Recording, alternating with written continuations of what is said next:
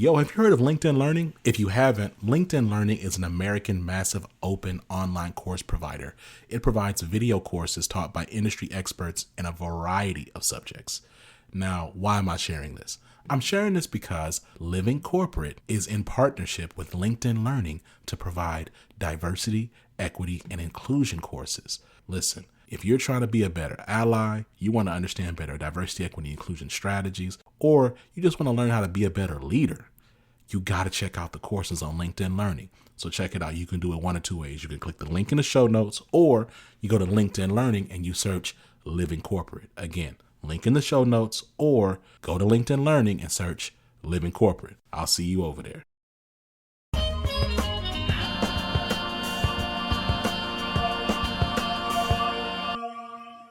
Hello, everybody. Hello. Welcome to another episode of the Access Point. My name is Brandon Gordon, and who do we have here today with us? We have Julia Rock. Hello, everybody.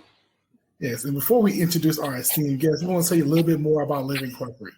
Living Corporate is a digital media network consultancy focused on workplace equity and inclusion.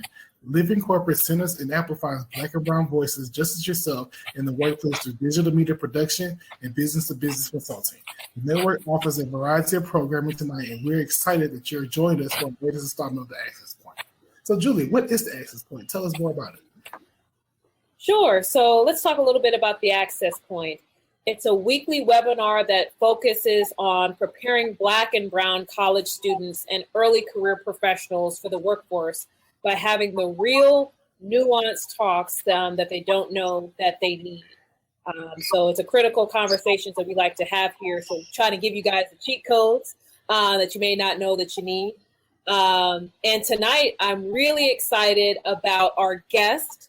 We have Kaleb Yates with us, and Kaleb is a recent graduate of Texas State University. And he is also the brother of one of our former co-hosts, Mike Yates. So he's coming in with full steam behind him. And so we're excited about tonight's conversation. And so, Kaleb, I don't know if you want to just tell us a little bit more about yourself before we get into the conversation. Yeah. So I just graduated. Pretty excited about that. I just moved back to Houston after graduating. So been here for about 3-ish months, kind of adjusting because I've been in such a small town for quite a while. So it's kind of interesting getting used to this whole big city that I grew up in, and kind of like getting to know it in a whole different way. So yeah, I'm excited. I lived in Houston for, I guess, 6, 8, I don't know how many years now. In Houston, I feel like even after living there a long time, you still get lost on the highway. You're still driving like, I know this street like the back of my hand. Why am I lost again?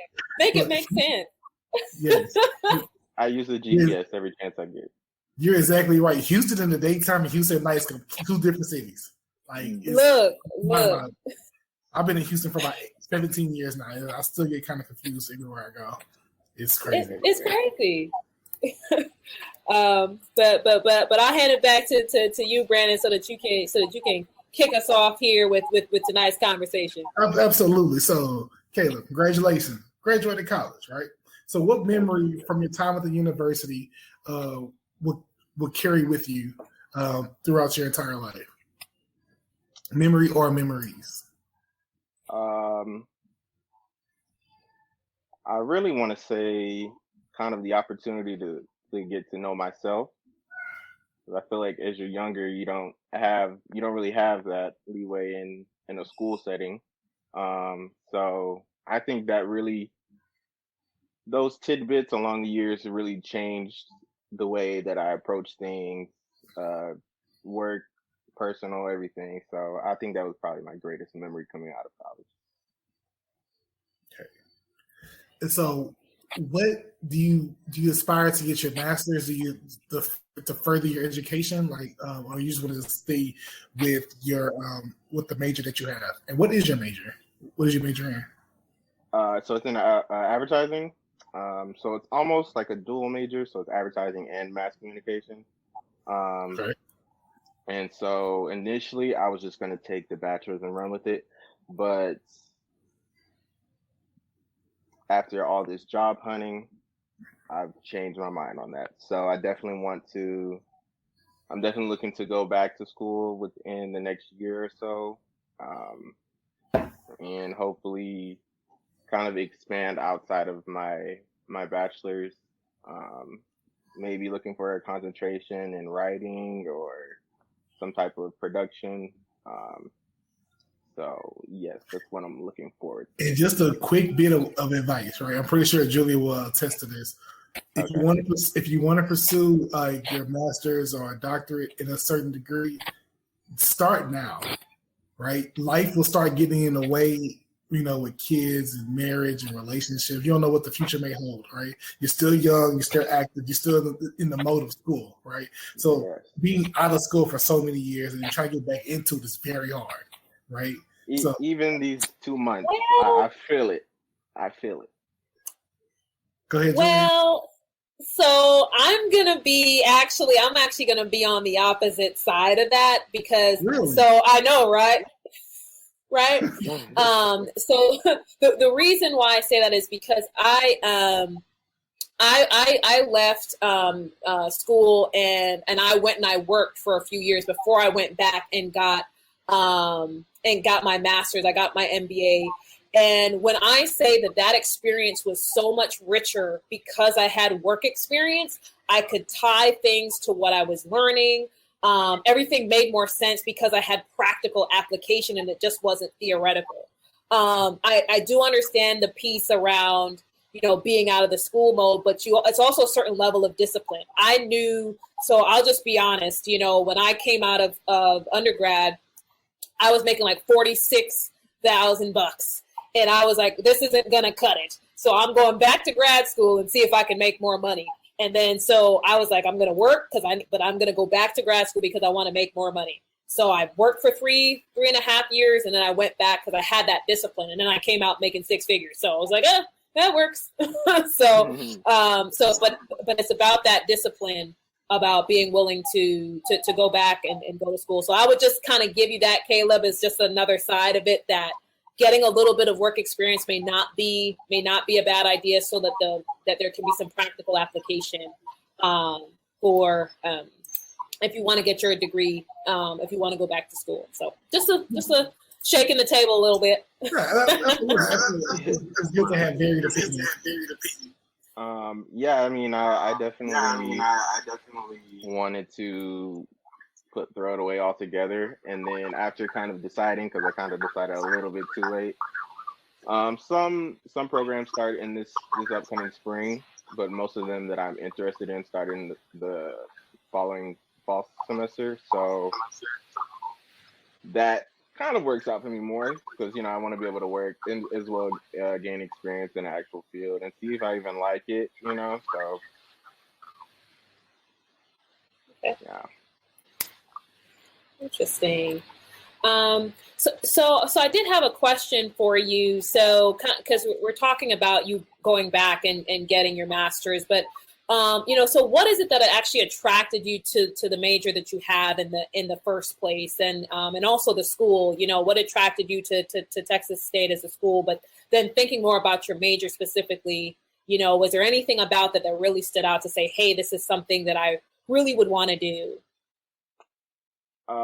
Yes. So for me being attracted to Texas State, that was really so. Michael, he went to Texas State, and he would never let me hear the end of it. Go to Texas State. Go to Texas State. I was like, okay, Michael, whatever. So I applied to other places, but and before I had, because I was a transfer student, before I transferred there, I was doing community college, and something in me just wanted to get out of Houston. I wanted to explore life away from Houston. So San Marcos felt like a really good location. It was in between two major cities.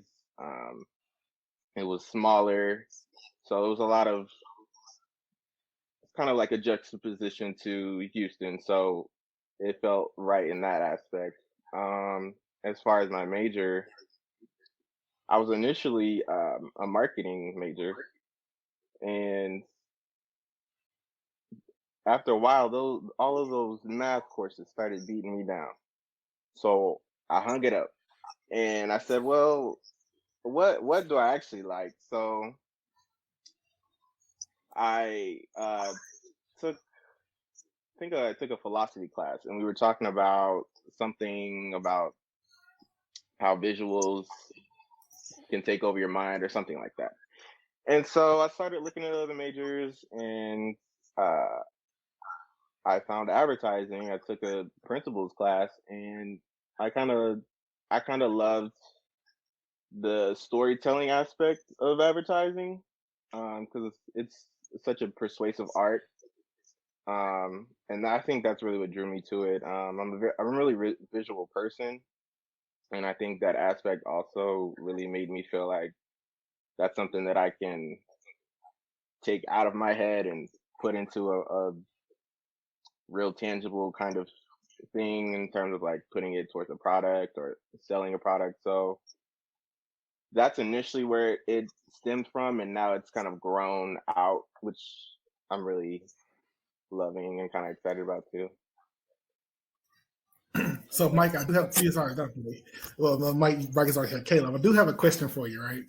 So you got into advertising, right? So, and I'm an engineer, right? I got a degree in engineering, so I have no clue what advertising is, right? So, but I do have a question, right? Since you're in the market of advertising and you are essentially a product, how do you sell yourself in the workforce? That's a good question. So you kind of have to, from my experience, I feel like you kind of have to throw all the basic, oh, I have all these soft skills, but really it's kind of delivering before the product is built almost, especially coming out of college.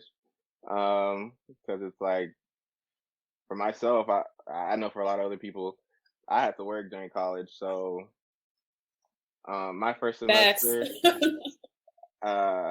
or my first like entire school year, I was on campus, and those resident hall bills were not. I was not with that, so I moved off of campus, got an apartment, and that was all on me. So from my next 3 years, I had to work all throughout college, and yeah, I knew that if I wanted to apply myself in a way that was not going to be kind of backed by the experience that I could gain, like it would have to kind of more so come from my character initially, and then I could pull from what I was able to do, even though it wasn't necessarily tied to my major or tied to the work that I want to do. So, for instance, I was working at the outlet malls for quite a while, um, and I was a sales associate, but Okay. under my sales associate umbrella, they had me doing all types of stuff. So I was doing inventory, I was tracking sales, I was merchandising, I was almost a manager in training, pretty much. So just learning to kind of step back and realize like you've acquired so many more skills than you even realized was one part of it too. Especially coming out of college and going into the workforce solely without the crutch of being in school. Uh,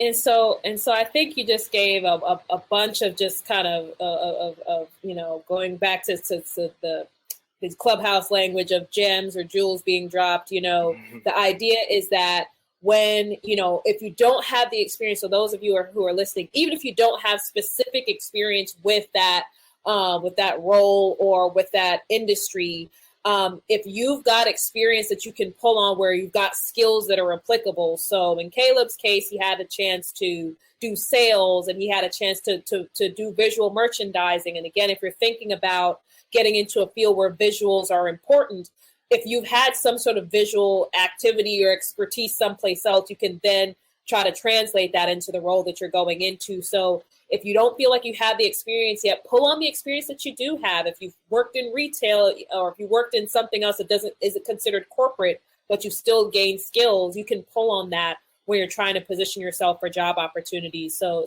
Kaleb is giving you guys the cheat code this evening for sure.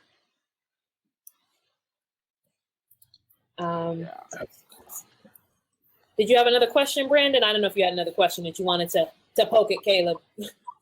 Yeah, okay, so yes, I'm going to poke at Kaleb, right? Because I want to make sure that this young brother gets gets everything together, right? So resume, has your resume been tweaked? Have you been on LinkedIn, active on LinkedIn? You know, have you talked? Do you have a peer group? Do you have mentorships? You know, you have people around you, but do you utilize these people on a daily basis? Not even a daily, but just weekly, monthly. Do you periodically check in with people? Do I have a mentor of such? You know, anytime I can get Michael's ear, I go to him.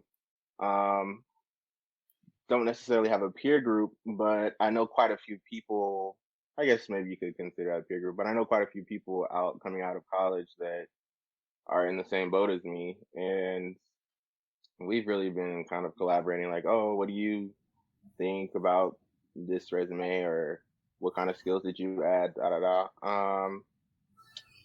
I've been seeing a lot of like really interesting information, like via TikTok, about how you can improve your resume or your cover letter, things like that. I actually have a couple of like teacher's assistants that I had for some courses while I was in college that are still like reaching out and providing like different resources on how to structure like a portfolio or cover letter as well. So do you have anybody that's actually in the industry, that's fresh out in the industry, like say within the first 5 years of industry, that you can reach out to and talk to them and put their brain on certain information? I do not. Well, actually I do. I have a few professors that I took that I reach out to as well via LinkedIn, and they actually do a really good job of like posting job openings, like good resources on their LinkedIn feeds as well, trying to kind of get a lot of their graduating students that they had to have some awareness to what they can do and where they can go as well. So yeah, I really appreciate those people too, because they don't have to do that either. So right, absolutely. Yeah. Do you have anybody that's like upperclassmen that you, let's say like 2 years older than you or 3 years older than you, that you can reach out to?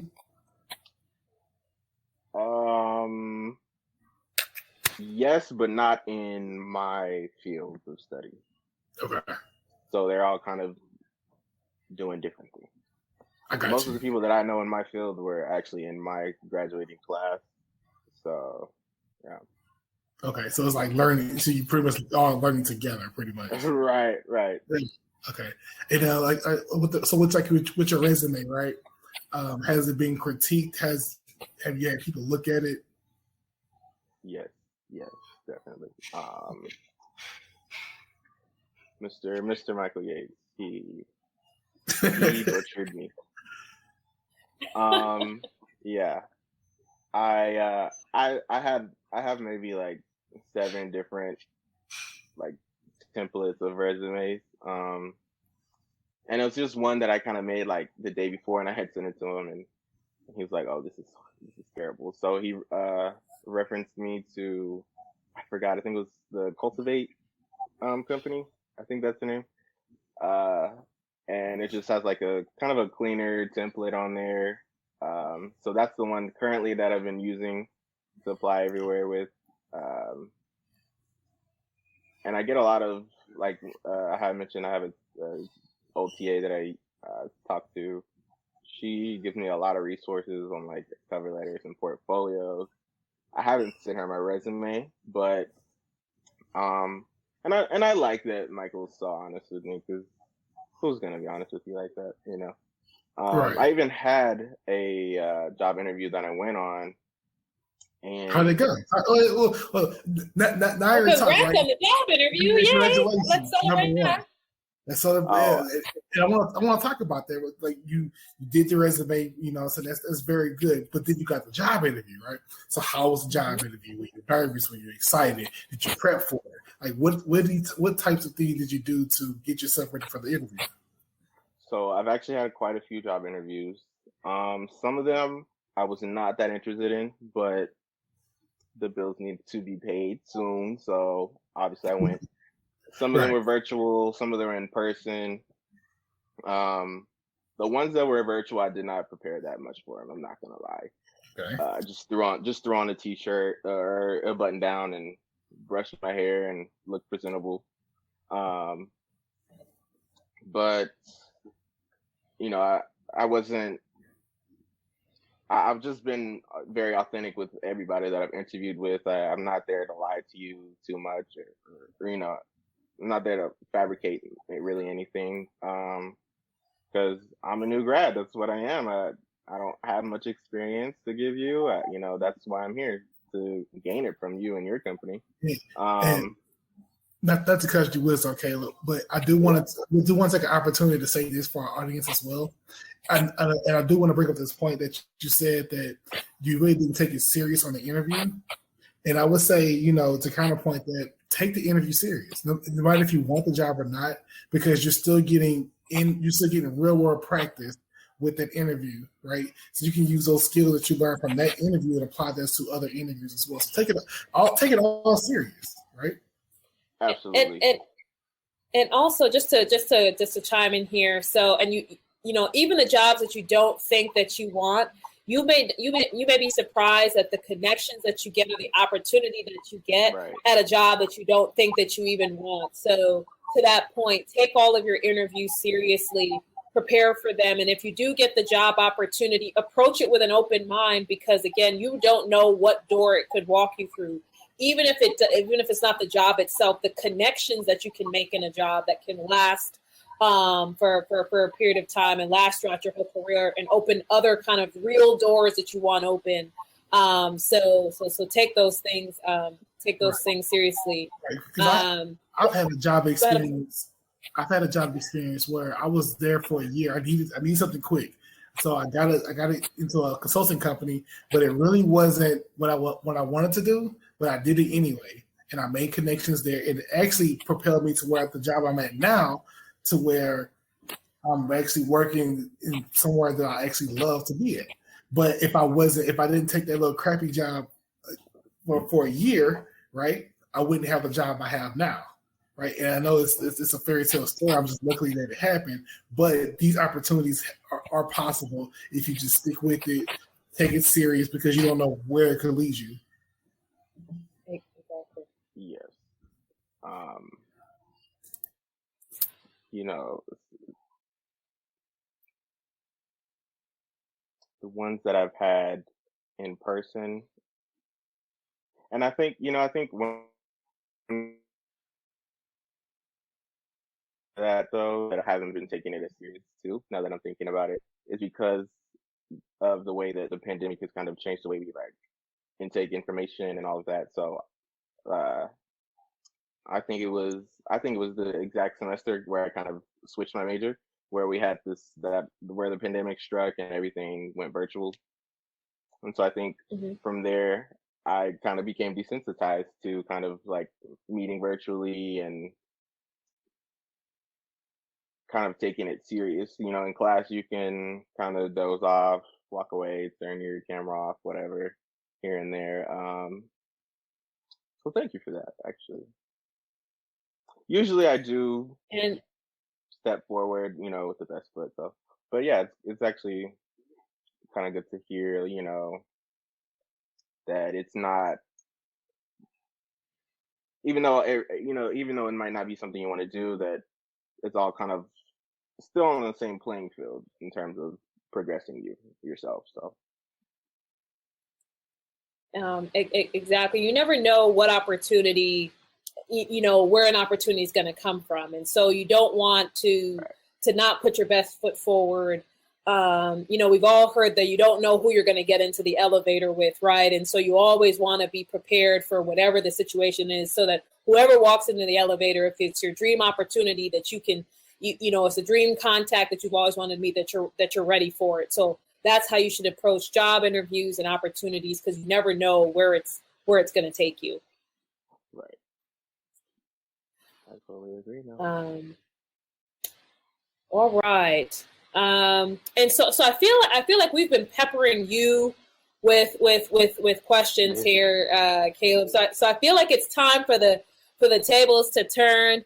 You have Brandon Gordon on this side here, and then you have Lil OB. So I don't know how much I'm going to add, but we're gonna see how much Brandon can provide.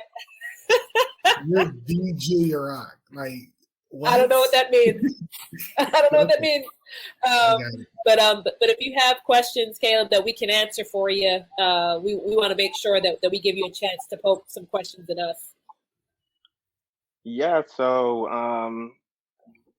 in your guys' experience, what would you say is maybe the most crucial piece of advice that you guys have gotten from somebody that kind of helped you weed out whether you had multiple career interests or not that you wanted to pursue?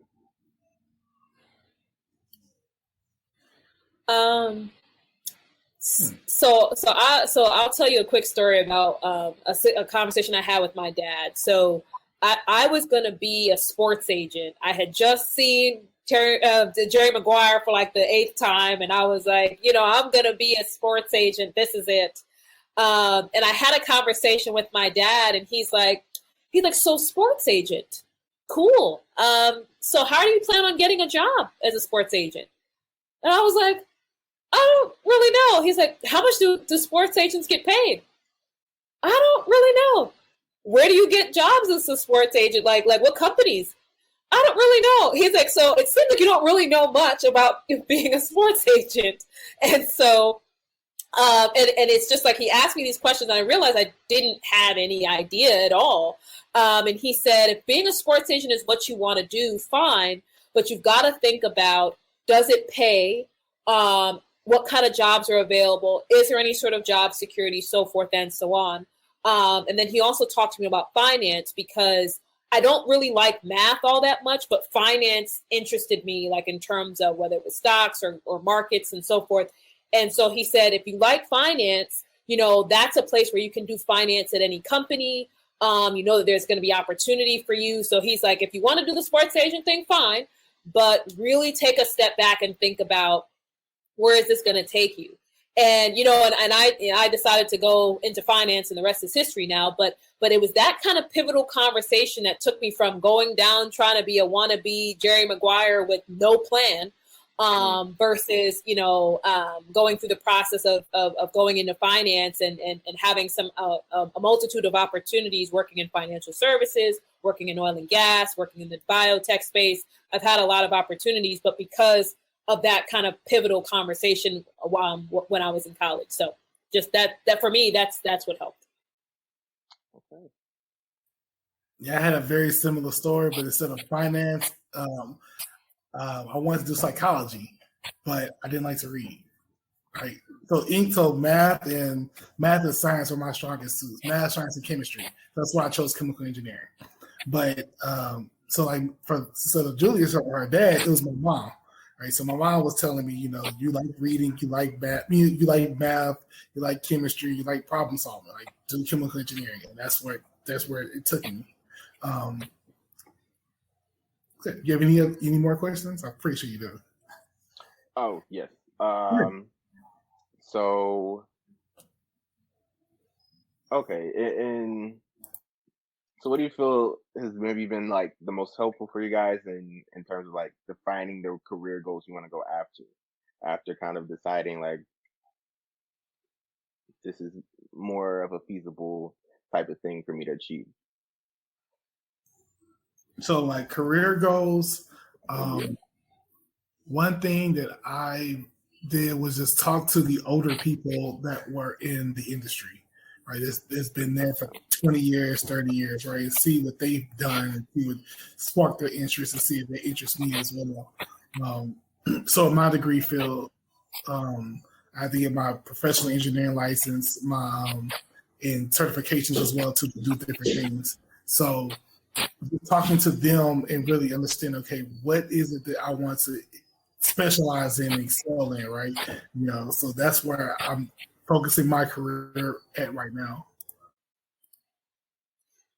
For me, when it comes to career goals, I actually took a step back and said, what do I want to actually do? What do I want to impact at work? And I knew that getting into a place where I could impact my employees, impact strategy, and help to drive an organization from a finance perspective. I knew that ultimately was where I wanted to be, because initially I wanted to be an investment banker, and I got over that real fast when I saw that they were working 100 plus hours a week. I said, okay, we're not doing that. We're going to let that dream go. But then I thought about, when I think about finance, what's important to me? And it was I want to help organizations make decisions about how they spend their money, or, if they make a decision on spending their money, what becomes of that, or how do we report that, or how does that impact, how we function as a company? And then also having a chance to manage people. Some people don't like managing people. I really do. I think that coaching is great when you have employees that work for you. And so that's how I got to where I wanted to be from a career goal perspective. It's just what do I actually want to do? And where do I see that kind of in the future? What's the end result? And so it's not me being a CEO of a Fortune 500 company. That's not what it was. But it's I want to drive financial strategy and impact the employees that are in the finance organization. And especially if they're employees that look like me. Can I have a chance in helping somebody who looks like me get a career in finance and get opportunities? So once I started there, then that's kind of how I was able to kind of back into different steps in terms of what career moves to make and what jobs to take and that kind of thing. Okay. You guys are like whales of knowledge. We're old. That's why we're old. That's great hair for you. I'm young. Well, I'm old. Sorry, I'm the old one. That's okay. I kind of want to ask y'all I think one of the first questions you asked me about your college experience, what was maybe your most memorable college experience, or something that kind of shaped you in college? So for me, I have plenty of things, things I can talk about, things I can't talk about, right? So the things that I can talk about that really shaped me in my college career, right? Shout out to Prairie View University, where we produce productive people, by the way. The connections, right? The camaraderie, the relationship that I built with my friends, right? I have lifelong friends, and I could call them and talk to them and be around them it's we're still day one in college, right? So just building these types of relationships, right?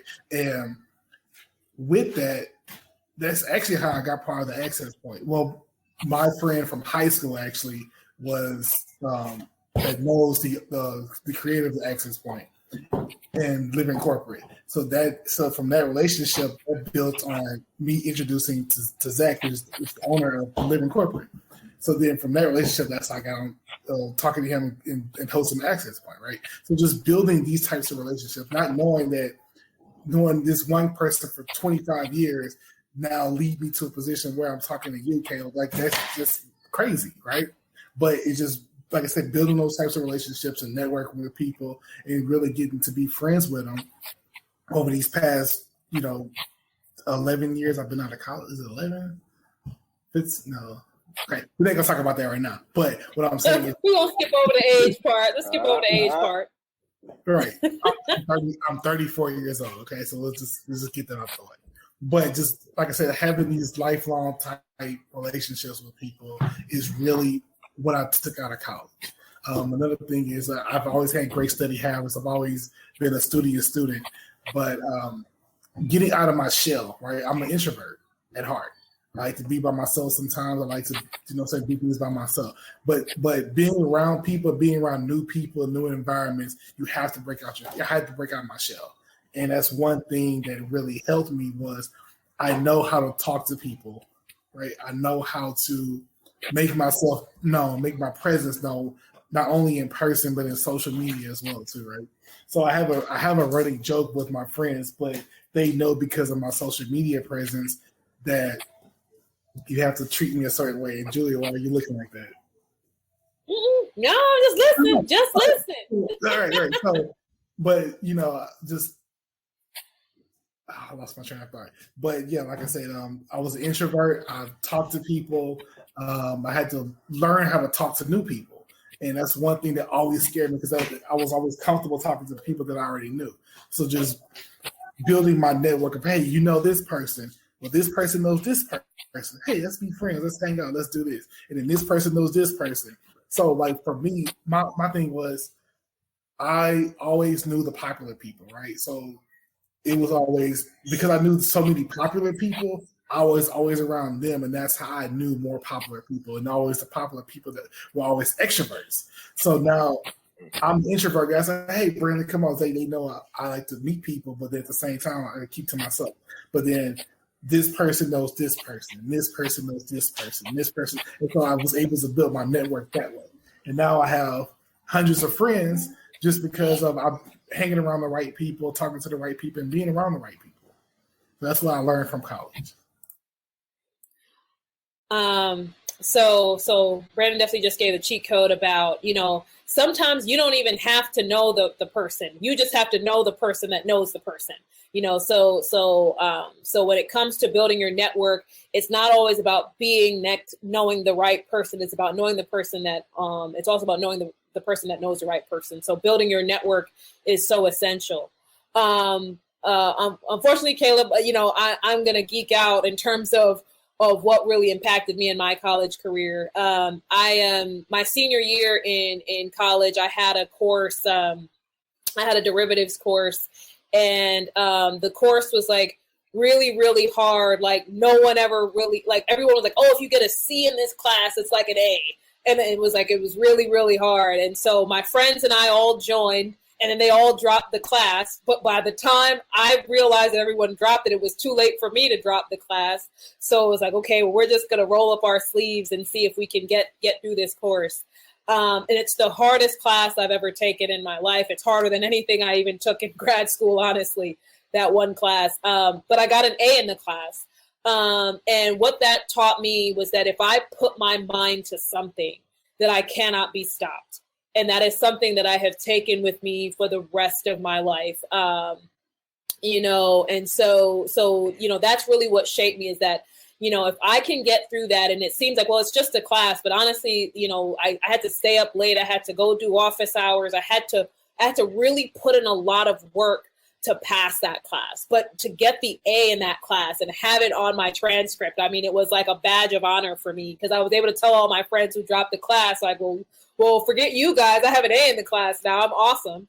But just knowing that whatever I put my mind to, that I can get it done. I cannot be stopped once I commit to something, and it's helped me in every area of my life. And so having that, being able to get that laser focus on my goals and opportunities has helped me with my day job, with my business. It's really helped me to lock in and to execute, and to execute well and execute in excellence. And so, that's, from that moment, I've carried that with me the rest of my career. Yeah, a little bit more of a geek than Brandon over here. This dude's hanging out with everybody, and I'm here in office hours trying to study derivatives. I mean, clearly, I missed out on the college experience at some point. Oh no, I've trust me. I spent plenty of nights in the computer lab, sleeping in my car, doing my senior design project. So trust me, if anybody feels the struggle, we are here, right? We're here. All right. We're here, but I partied, I did all that, joy fraternity, I did all that, right? But at the same time, I knew education came first, right? And so that was number one. I was at school for a reason. Make sure I did that. Kaleb, any more questions for us that you got? Yes. Got one last one for us? I got one last question. Go ahead. So, you know, I mentioned I've been finding out a lot of information on TikTok. So I want to know from you guys, is there anything in relation to job hunting, job searching, resumes, cover letters that you would consider to be a myth? This is all Julie. I've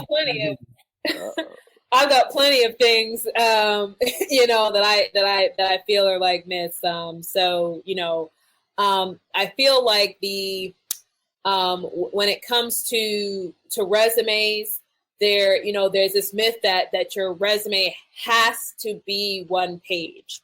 I think when you're first starting out in your career, you know, that one page makes sense if you don't have a lot of experience. You could probably fit it on one page, but as you go through your career, you don't have to fit it all on one page. You don't have to use 7-point font in order to try to fit it there and making people go blind to read it. You know, so that's one of the things. The other things I would say is that people think that, cover letters don't matter anymore. It's 2021. Certain companies don't care, but a lot of companies do, because if you see, you know, and right or wrong, if you see two resumes that are identical, you've got to find something that will set them apart. And so they can go to the cover letter to see who's got a strong case for why they want to work at the company. And so, you know, cover letters are not dead. As much as we'd all like them to just die a slow, painful death, they're still with us. And companies are still looking for them. And then the other thing I'll say, and I want to make sure that I give Brandon a chance to talk here, is going back to resumes really quickly. I know that these like Canva template resumes with all the boxes and the photos and stuff seem real cool, but the fact is your resume is scanned by a machine probably like 90% of the time before it actually reaches the hand of a person. So if you've got a Word document with boxes and flying monkeys and all this kind of stuff, it's not going to get through the electronic system, and it may not make it into the hands of an actual person.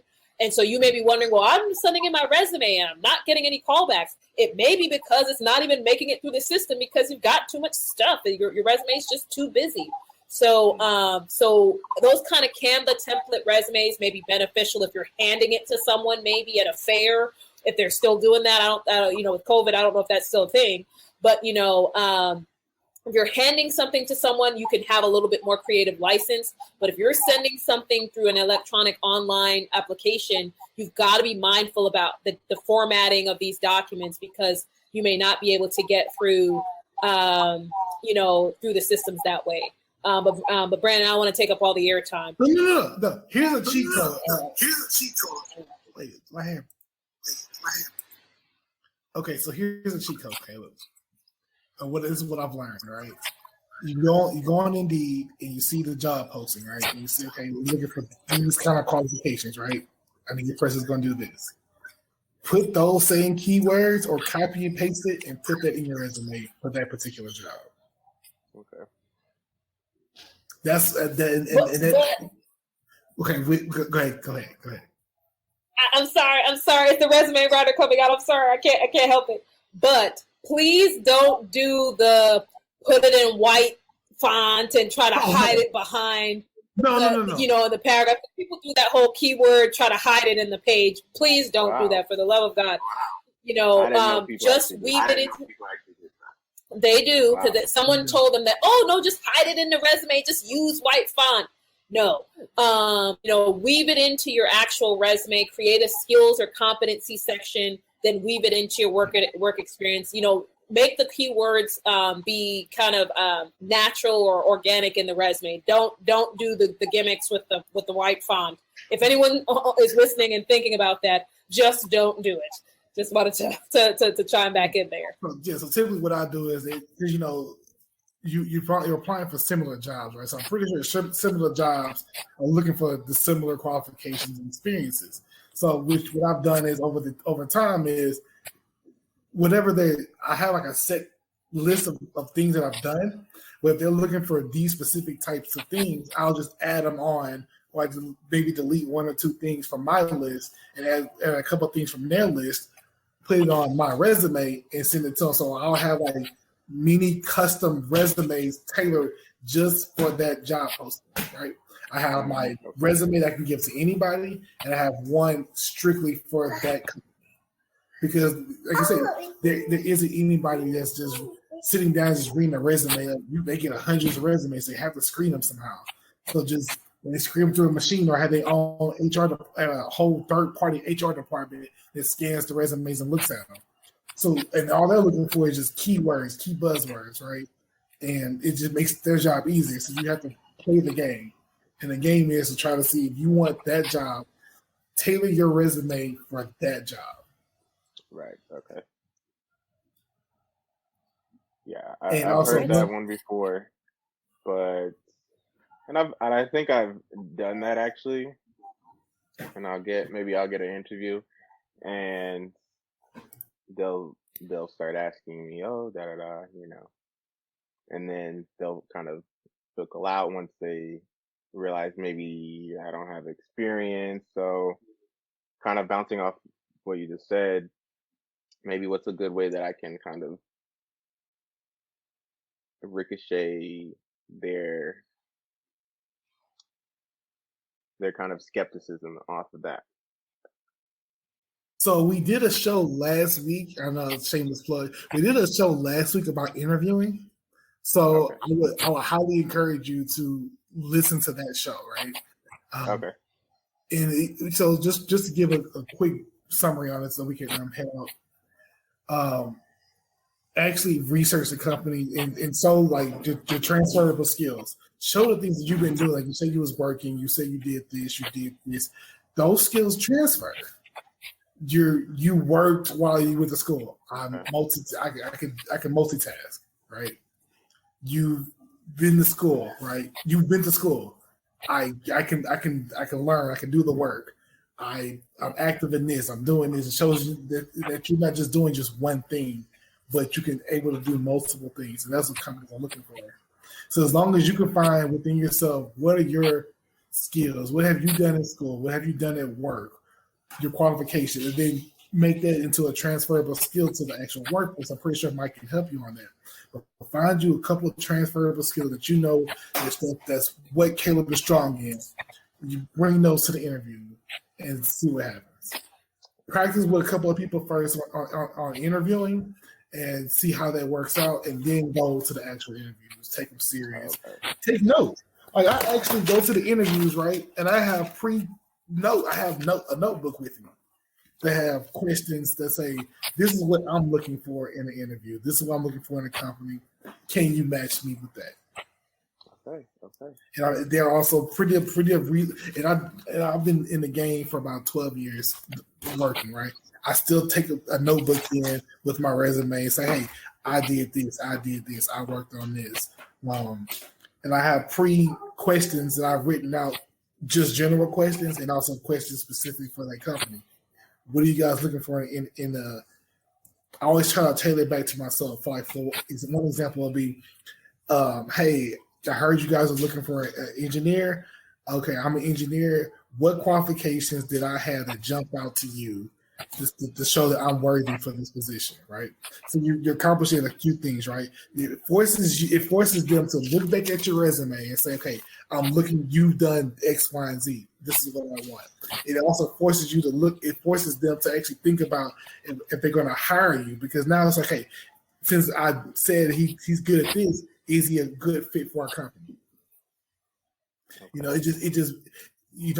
It's just those types of questions that I ask to make sure that, one, I want to get the job, and two, how can I stand out? Okay, that's a really good. I love that advice. Yeah, definitely gonna use that one. No, absolutely, yeah, and also as well, right? Use. So your brother has my number. You can get my number after this. I'm pretty sure you can talk to Julia. But like, use us as a resource. If you have any questions, like, we're here to help. And this is just for anybody that's listening, right? We're here to help. We want to make sure that you are excelling in your respective fields, no matter what it is, right? We want to make sure you excel. We want to make sure that you're in these corporate workspaces representing yourself as well as your community in the best way possible. And the thing is, obviously we've talked a little bit about the living corporate and the access point is really seeking to cater to Black and brown people. Folks of other ethnic groups, they're willing to use their networks. They're willing to use their resources. They're willing to name drop. They're willing to rely on other people. For some reason, I think a lot of times we feel like we've got to go through the struggle ourselves in order to feel like we've made it. It makes no sense. If people have gone through the fire before you, we've made the mistakes, we've learned, we've gotten all these things to help those who are coming behind us and make your paths easier. So use the resources that you have in front of us. You don't have to reinvent the wheel. If we've got some of the cheat codes that we can share with you, let's go ahead and use those. But thank you so much for joining us this evening, everyone. And thank you, Kaleb, our awesome guest this evening and sharing some knowledge with us. So we're so glad that you were able to join us. Just in terms of if you guys want to follow the host on social media, you can follow me at the Julia Rock on Twitter and on Instagram. And so, Brandon, where can folks find you? The good people can find me on Twitter at Ghostface Sigma. They can also find me on LinkedIn at Brandon Gordon. You can also find Living Corporate on the web at livingcorporate.tv, on Twitter at livingcorp_pod, LinkedIn at Living Corporate, and on Instagram at Living Corporate. And before we wrap up, so Kaleb, where can folks find you before we close out? We want to make sure that if people want to connect with you and learn more about your experiences, that they can find you on social media. Yes, so on LinkedIn, you can find me under Kaleb Yates, and then on Instagram, you can find me under Kaleb J. Yates as well. So, awesome. Awesome. And with that being said, catch us next Tuesday, 6:30 p.m. Central Standard Time. 6:30 p.m. Central Standard Time for another episode of The Access Point. And with that being said, we'll see you guys next Tuesday, 6:30 p.m. Central Standard Time. I'll be there. Thanks, Kaleb. Thanks, Julia. See you guys. Have a good evening. Have a good one.